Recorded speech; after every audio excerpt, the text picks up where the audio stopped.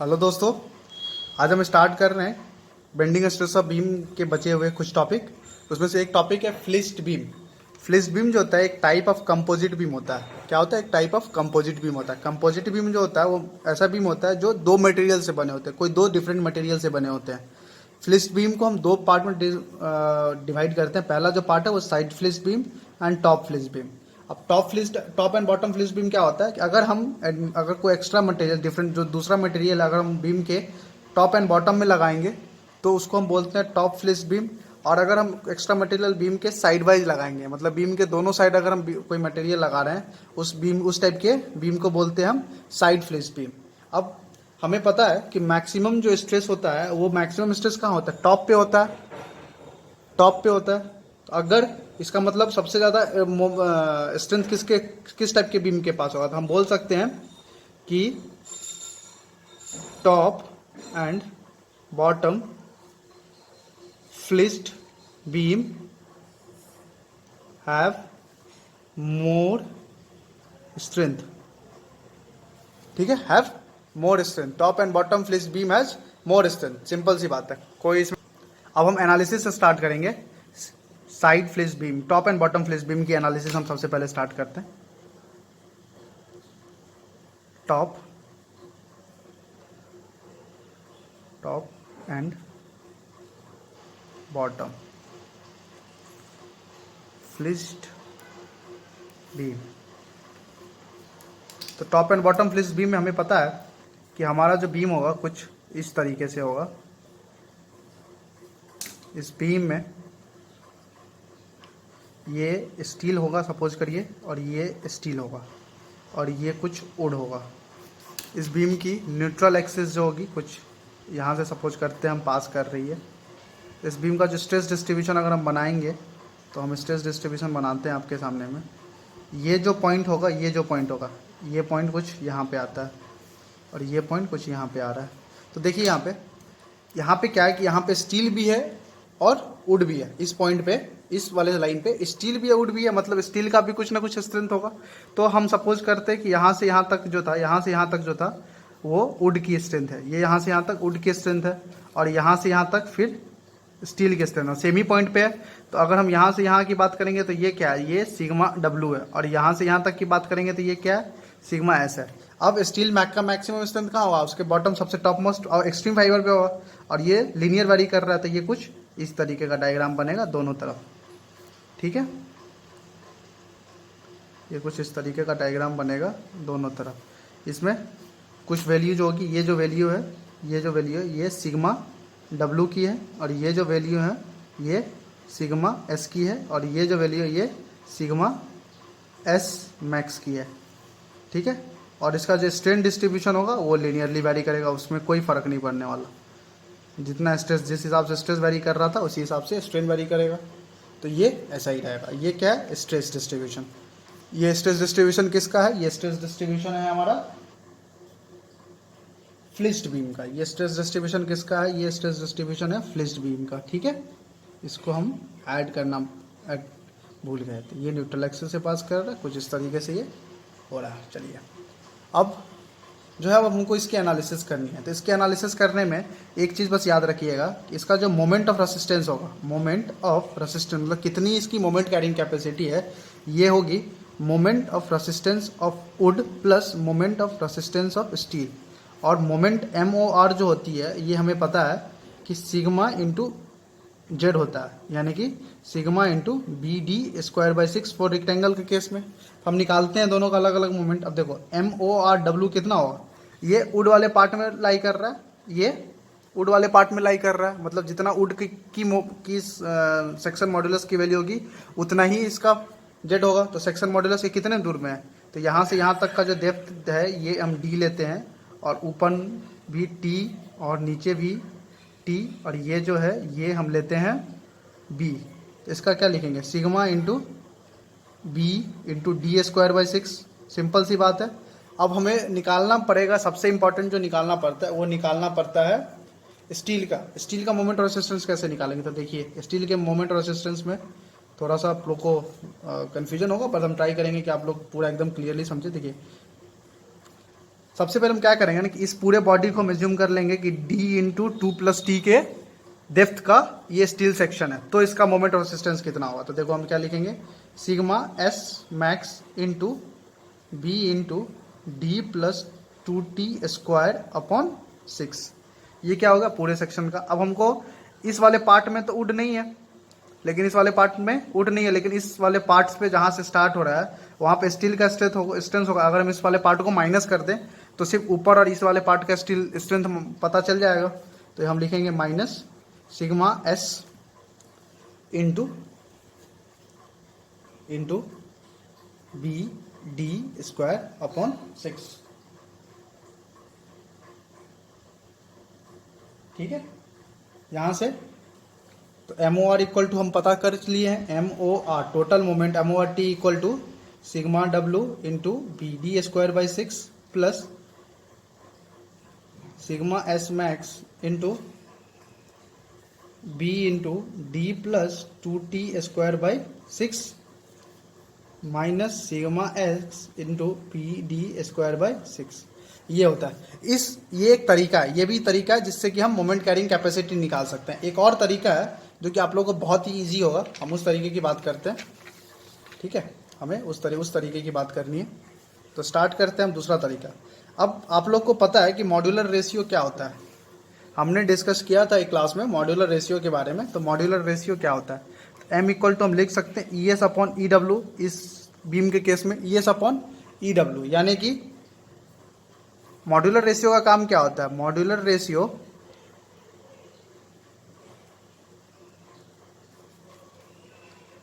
Is used to convert composite section into one section. मतलब modular ratio का हम काम उस टाइम में करेंगे जब हम कंपोजिट सेक्शन को एक सेक्शन में कन्वर्ट करना चाहेंगे। कैसे कन्वर्ट करेंगे ये देखिए, अगर सपोज करिए कि हमारे पास कुछ ये वुड है, ये बी इंटू डी का वुड है, तो अगर हम इस वुड को रिप्लेस करना चाहेंगे स्टील से, तो इसी क्रॉस सेक्शन का स्टील हमको चाहिए कि इससे कम क्रॉस सेक्शन का चाहिए कि इससे ज़्यादा क्रॉस सेक्शन का चाहिए, मतलब डायमेंशन शेप की बात करेंगे। तो ऑब्वियस सी बात है इससे कम क्रॉस सेक्शन का चाहिए, तो कितना होगा क्रॉस सेक्शन, तो ये हम कुछ इस तरीके का क्रॉस सेक्शन का हमें चलेगा तो चल जाएगा, कोई दिक्कत नहीं।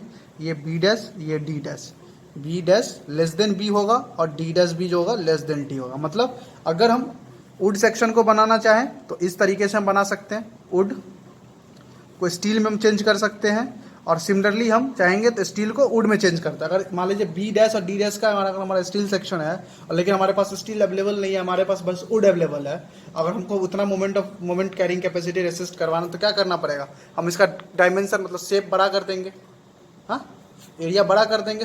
बी डी स्क्वायर बाई 6 होता है ना, मोमेंट ऑफ रेसिस्टेंस में क्या है, sigma S into B D square by 6, sigma equal to B D. अगर मान लो हम सिग्मा कांस्टेंट कर दे तो क्या करेंगे, किस पे मोमेंट रेसिस्टेंस डिपेंड कर रहा है, ये बी एंड डी पे डिपेंड कर रहा है, ये बी एंड डी पे डिपेंड कर रहा है। मतलब जितना ज़्यादा बी एंड डी होगा उतना ज़्यादा मोमेंट रेसिस्टेंस।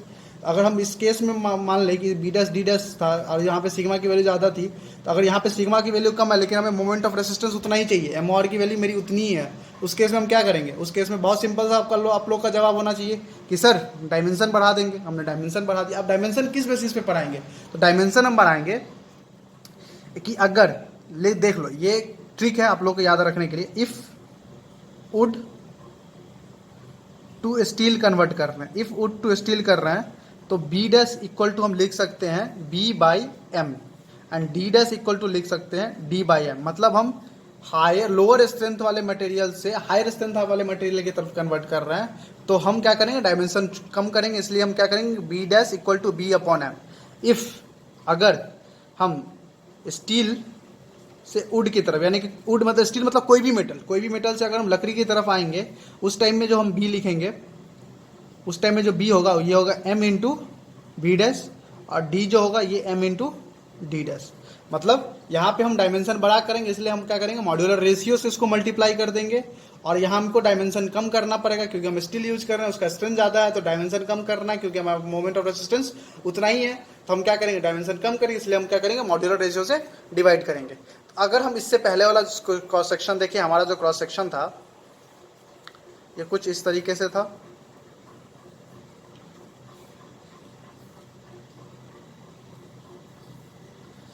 ये बी था, ये टी था, ये भी बी था, ये भी हमारा टी था, ये जो था बस डी था। अगर अगर हमको कोई बोले कि सर आप जो है, आप सर ये मोमेंट ऑफ रेजिस्टेंस सर बड़ा कंफ्यूजिंग था, आप सर दो पार्ट में कर रहे थे, अगर हम चाहें तो इसको सिंगल सेक्शन में हम नहीं कर सकते हैं। हम बोलेंगे जरूर कर सकते हैं। हम क्या करेंगे, इसको इसको एक ही मटेरियल में कन्वर्ट कर देंगे। हम देखो कैसे कन्वर्ट करते हैं। तो देखो ऊपर स्टील है, नीचे स्टील है, तो हम स्टील स्टील को सेम रखते हैं। स्टील स्टील को सेम रखते हैं, स्टील स्टील को सेम रखते हैं तो कोई दिक्कत नहीं। तो ये देखिए, ये मेरा स्टील है, इसको हमने क्या किया, इसको हमने सेम किया। कैसे किया, डी, ये जो टी थिकनेस की थी ये भी टी, और ये जो बी थी इसको भी मैंने चेंज नहीं किया। अब नीचे की बात करेंगे, नीचे भी स्टील है, नीचे भी स्टील है, तो हमने क्या किया कि सर ये भी ठीक है,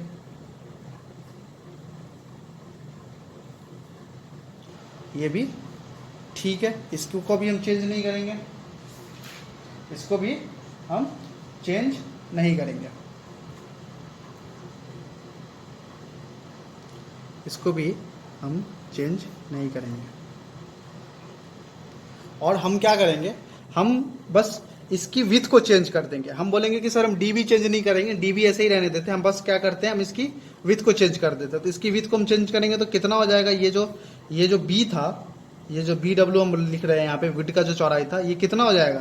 तो आप बोलोगे कि सर बहुत ही आसानी से हम बता सकते हैं सर कि ये कितना हो जाएगा, ये हो जाएगा बी डब्ल्यू अपॉन एम के बराबर में, बी डब्ल्यू अपॉन एम के बराबर में।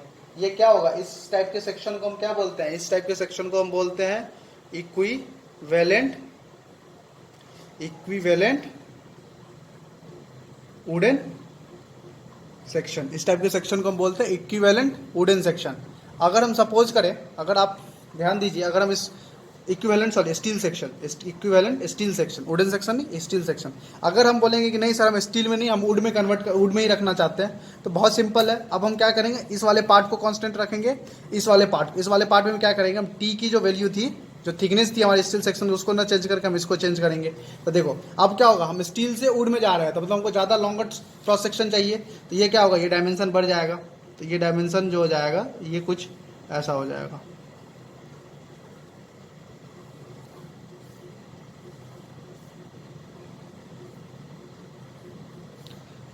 ये डी ही रहेगा, ये टी ही रहेगा, ये टी रहेगा, ये जो है ये क्या हो जाएगा, ये हो जाएगा m इंटू बी, और ये जो हो जाएगा ये m इंटू बी, और ये b रहेगा। इस टाइप के सेक्शन को हम बोलेंगे इक्विवेलेंट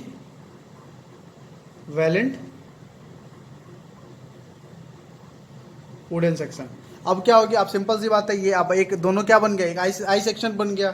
हम आई सेक्शन का सेक्शन मॉडुलस निकालना जानते हैं, मोमेंट ऑफ इनर्शिया निकालना जानते हैं, हम सिंपल सा लिखेंगे। अगर हम इसका एम ओ आर लिखना हुआ तो क्या लिखेंगे, M O R equal to sigma into sigma of steel into max into I की वैल्यू लिखेंगे। यहाँ से एम ओ आर निकल जाएगा। अगर इसका एम ओ आर निकालना होगा तो इसका एम ओ आर कितना लिखोगे, कैसे लिखेंगे हम लोग इसका एम ओ आर, इसका एम ओ आर लिखेंगे, M O R equal to लिखेंगे सिग्मा डब्ल्यू इंटू जेड की वैल्यू। सिंपल सी बात है। मतलब हम इसी सेक्शन को, ये जो सेक्शन था इसी को हमने इक्विवेलेंट सेक्शन में कन्वर्ट कर लिया। मतलब बहुत ही आसानी से कन्वर्ट कर लिया, कोई दिक्कत नहीं होनी चाहिए आप लोगों की सेक्शन में। आप बोलोगे सर हमने डेप्थ को क्यों नहीं चेंज किया, तो हमें क्या करना है, हमें तो बस हमारा जो मेन जो मुद्दा है, हमारा जो मेन कंसर्न होना चाहिए था वो क्या था, M O R equal to क्या था, sigma into B into D square upon 6।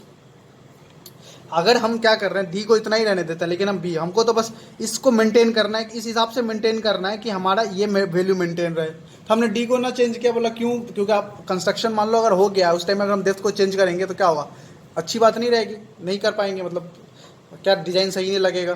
तो बहुत अगर दूसरा रेस्ट्रिक्शन इस कारण से क्या किया, हमने डेप्थ नहीं चेंज करके बस हमने क्या किया था, विथ को चेंज कर दिया था। ठीक है,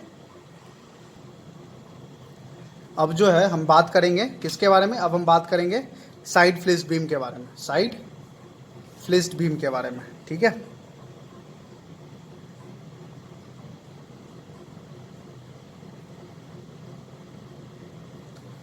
साइड फ्लिस्ट बीम के बारे में।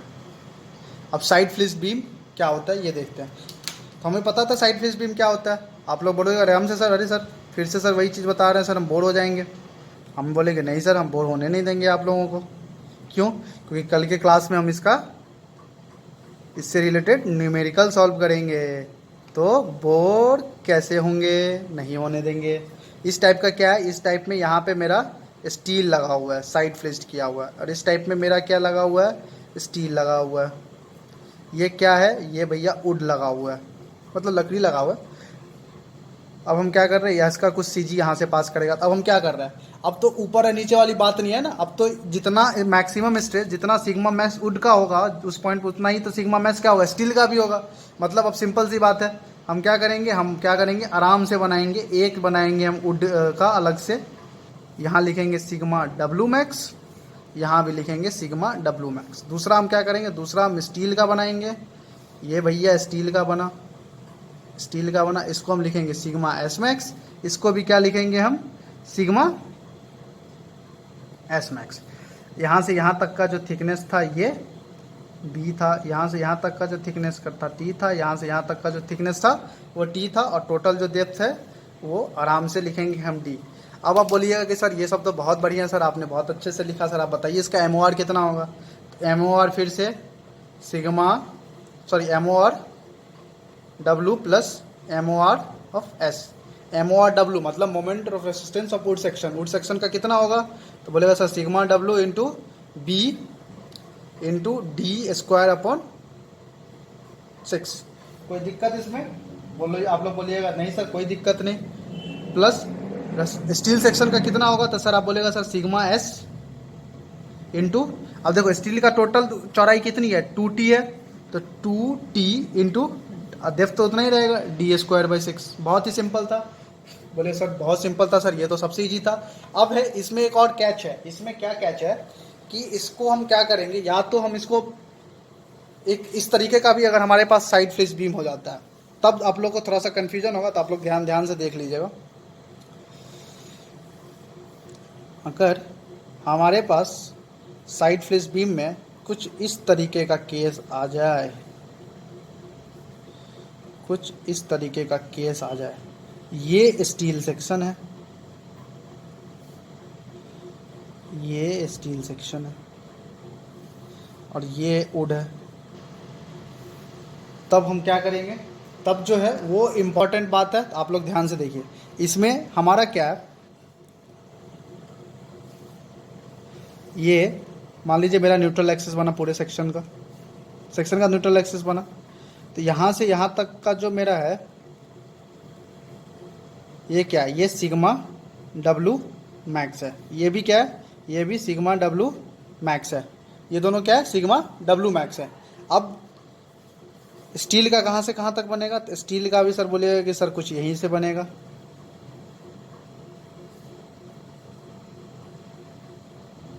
ये सिग्मा एस मैक्स है और ये सिग्मा एस मैक्स है।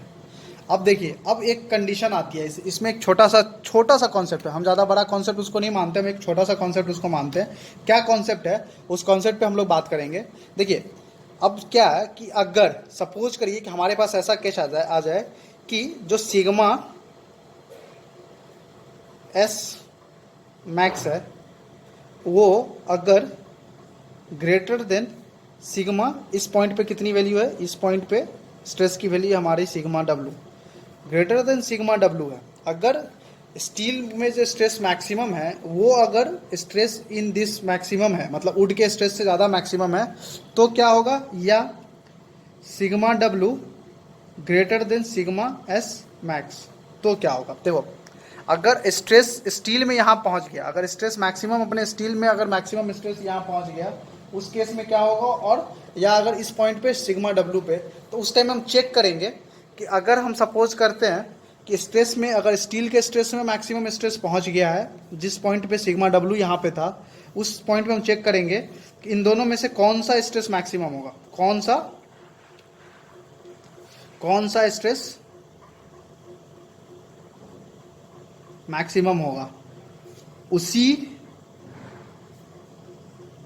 स्ट्रेस से हम मोमेंट ऑफ रेसिस्टेंस निकालेंगे। अगर मान लीजिए जब सिग्मा डब्ल्यू एस जब डब्ल्यू मैक्स पहुंच गया, तब भी अगर सिग्मा एस मैक्स के बराबर में नहीं पहुंचा तो कोई दिक्कत नहीं है, मेरा बीम सेफ है। क्यों?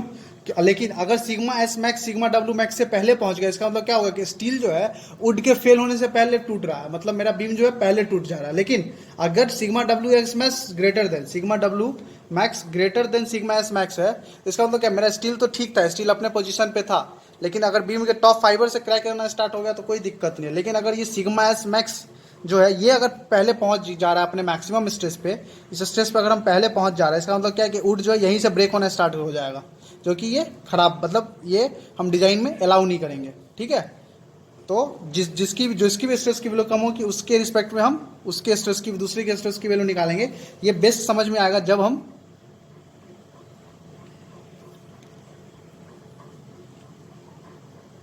न्यूमेरिकल बनाएंगे इससे रिलेटेड, तो बहुत अच्छे से समझ में आएगा। अब इसमें जो एक छोटा सा कॉन्सेप्ट जो मैं बता रहा था, एक और छोटा सा कॉन्सेप्ट है, हम चाहेंगे तो साइड फ्लिस बीम को भी हम एक इक्विवेलेंट सेक्शन में चेंज कर सकते हैं। कैसे चेंज करेंगे तो हम देखते हैं यहाँ पे।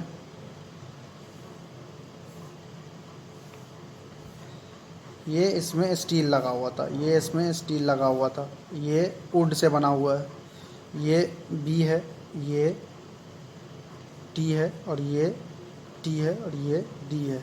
अगर हम इसका इक्विवेलेंट सेक्शन बनाएंगे तो सिंपल सी बात है, इस वुड को अगर हम चेंज करेंगे इसमें तो ये क्या हो जाएगा। तो अगर हम इक्विवेलेंट सेक्शन देखें तो पहला इक्विवेलेंट सेक्शन हम देखते हैं, तो कुछ मेरा इक्विवेलेंट सेक्शन जो हो जाएगा ये कुछ इस तरीके का हो जाएगा।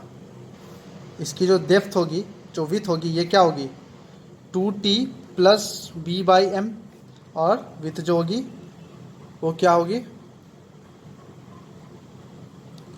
ये क्या होगी, ये विथ जो होगी ये डी ही रहेगी। इसका भी आराम से हम निकाल सकते हैं, sigma S into B 2t plus B by M into D square upon 6। ये इसका एम ओ आर निकल जाएगा, इसका एम ओ आर निकल जाएगा। या हम इसको कन्वर्ट कर सकते हैं वुड के सेक्शन में, वुड के सेक्शन में कन्वर्ट करेंगे तो कैसा हो जाएगा, ये b प्लस 2m t इतना प्लस d। अगर हम इससे इसका एम ओ आर पूछे तो आप बता सकते हैं आराम से, sir sigma w into B plus 2mt, B plus 2mt into D square by 6। तो फ्लिस्ट बीम में इतने कॉन्सेप्ट थे। हम इसके न्यूमेरिकल जब सॉल्व करेंगे